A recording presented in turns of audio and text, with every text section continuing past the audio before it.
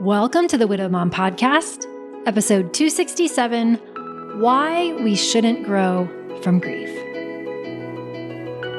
Welcome to the Widowed Mom Podcast, the only podcast that offers a proven process to help you work through your grief, to grow, evolve, and create a future you can truly look forward to. Here's your host, Master Certified Life Coach, Grief Expert, Widow, and Mom, Krista St-Germain. Hey there, welcome to another episode of the podcast. If you're listening on the day this releases, then it is almost time for me to leave to go on my long-awaited Alaskan cruise. I don't know that I've really talked about it on the podcast, but I've never been to Alaska, and it's been a bucket list thing. And I read that the summer is a good time to go check it out. So we are taking the two youngest, because my daughter is in Colorado for the summer, and the oldest, Todd's oldest, graduated and is married and all the things. So the two youngest are going to come with us to Alaska for a 10-day cruise, and I'm looking forward to it. So that's about to happen.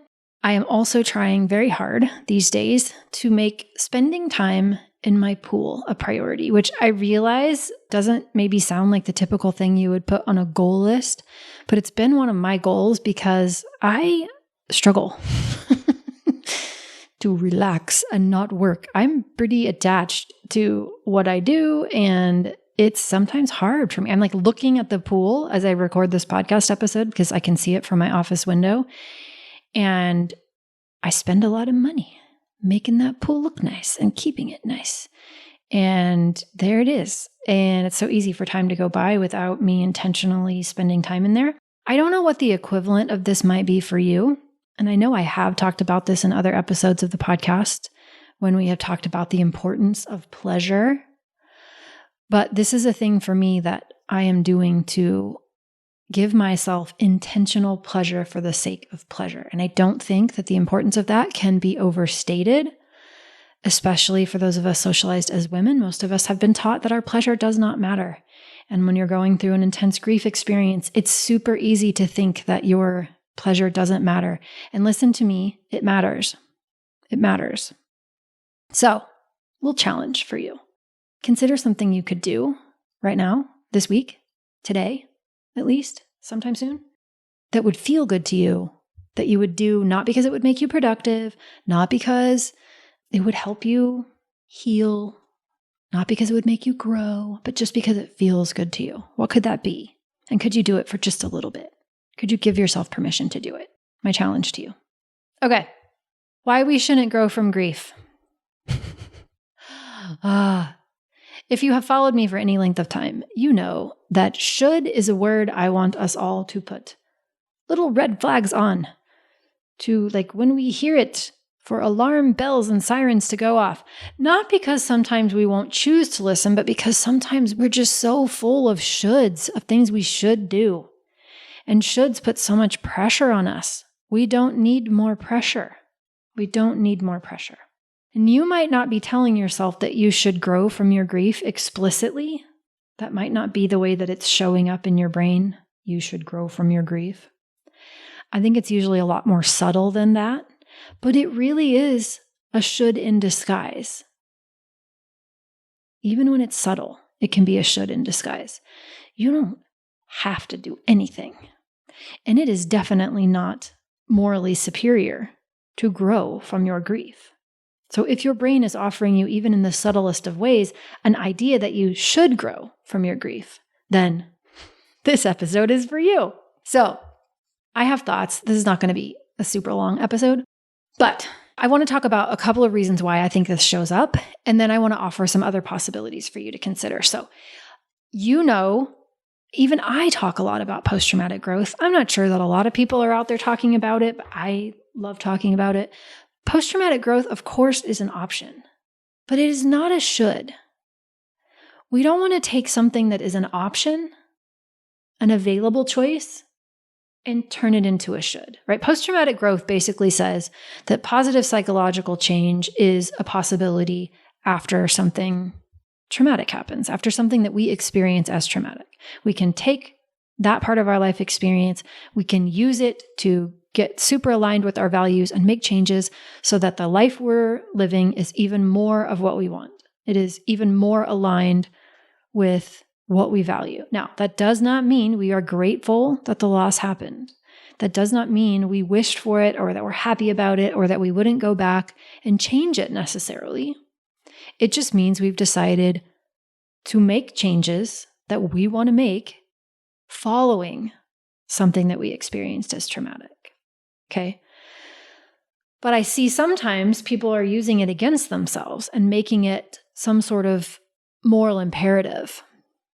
And they're making it into something that is morally superior. Like you're not doing grief right unless you grow from grief. And that is nonsense. That is not how we measure success in grief. Okay? You do not have to grow. So I want to offer that. Then here's what I want to offer as some other possibilities to consider.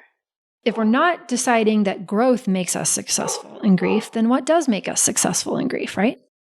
In my book, it's integration. It's not growth, it's integration. It is, right? If grief is the natural human response to a perceived loss, which is my favorite definition, then grief is never going to end because we're always going to have a response to it. Our response will change over time, but we don't get to the end of grief. So acceptance is not a place, right? We're not measuring our grief based on whether or not we're accepting it. Acceptance is something we do over and over and over. Let's look toward integration. Am I choosing who I want to be in the face of what has happened, right? Am I deciding how I want to think about this loss given that it's happened? Am I taking what I have learned from this loss and integrating that into my life? So that this doesn't become something I move on from, it becomes something I move forward with. Integration over growth. I also want to offer success is sometimes creating stability. When your whole world is rocked by the death of your person, there are a lot of things that feel like they're on shaky ground. And getting those shaky places back to a firmer, sense is a big deal. And that's different things for different people. But that might mean figuring out how to run the household with just one of you when there used to be two of you. That might mean figuring out how to go to sleep by yourself if you haven't done that in a long, long time. Going to social events by yourself might be, have you feeling really unstable. Dealing with the finances. There might be a lot of skills that you need to learn because they were things that your person did that you didn't do before, and now you have to learn them, right? So just recognizing that when it feels like the rug got ripped out from under you, which to so many of us it does, that creating a sense of stability is also a way to think about success. Yes, maybe that's growth too, but let's celebrate stability. Let's celebrate, if we want, that we can create a continued sense of connection with our person, which may not involve growth at all.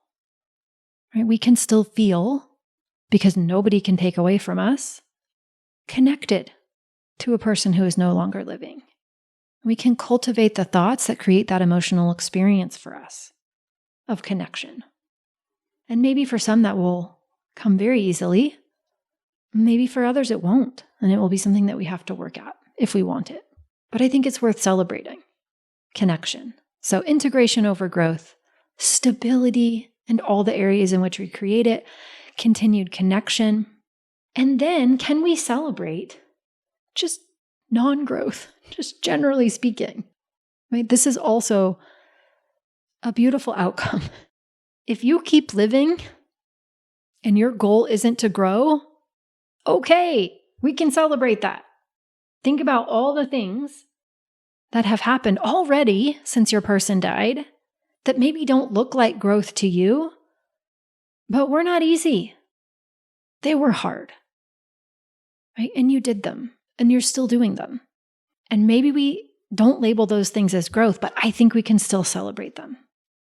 So please, please, please, if your brain is telling you that you should grow from grief, if you are seeing this on social media, if other people are insinuating that you need to grow, if you've got this sense that unless you take this loss and make meaning of it and do something with it and, create something grand, that you're doing grief wrong, I promise you aren't. There is no such thing as a wrong way to do grief.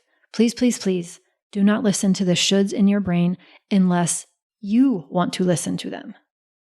Just because a should shows up, you don't need to listen. You do not need to grow from your grief. We shouldn't grow from grief unless we want to.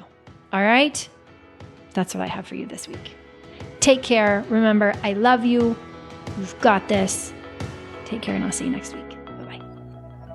If you like what you've been hearing on this podcast and want to create a future you can truly get excited about even after the loss of your spouse, I invite you to join my Mom Goes On coaching program.